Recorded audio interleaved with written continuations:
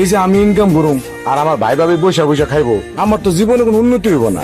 তো আমার যে বুদ্ধি দিচ্ছেন ঘরটাকে দোতলা তিনতলা করার জন্য, খুব ভালো বুদ্ধি দিচ্ছেন। আমি তো মনে করেন যে বোকা ছিলাম, এখন আমি বুঝতেছি আমি যে এত বোকা ছিলাম এটা বুঝি নাই।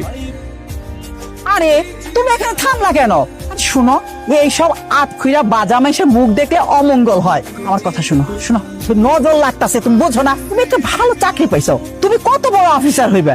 আর আমি তো শুনছি যে আমার জামাই বাবাজি পছন্দ করে না ওদেরকে। এখন আবার ওদিকে তাকাই রয়েছো কেন? আরে ওইদিকে কি, তুমি সাবধানে যাও, বুঝছো? পড়িবা আমারে। শুনছো, আমরা নাকি সালামের ইনকাম খাওয়ার জন্য বসে আছি। কত কষ্ট করে সালাম রে পালছি, আজকে তোমার সালাম করে গেল না। এই বাড়িতে আর থাকুম না, আমি চলে যাবো। আমার মানিকের কাছে আমি চলে যাবো। মানিকের কাছে কই আছে আমরা কি সেটা জানি? মানিক একদিন ঠিক আমার কাছে আইবে।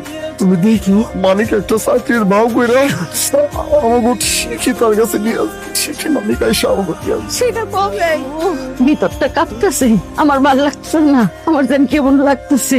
ও মানিক, মানিক রে, বিয়ে করছিলাম তোকে সেবা সাহেব করলে এই মহিলা কোনোদিন নাকি নিজের সন্তান নেওয়ার কথা বলে নাই। আমি যখন তার সন্তান নেওয়ার কথা বলছি তখন সে কি কিছু শুনতে চাস? এই মহিলা বলছে আমার তো সন্তান আছে। মানি মানি সালাম লাভ অনেক তো অবশ্য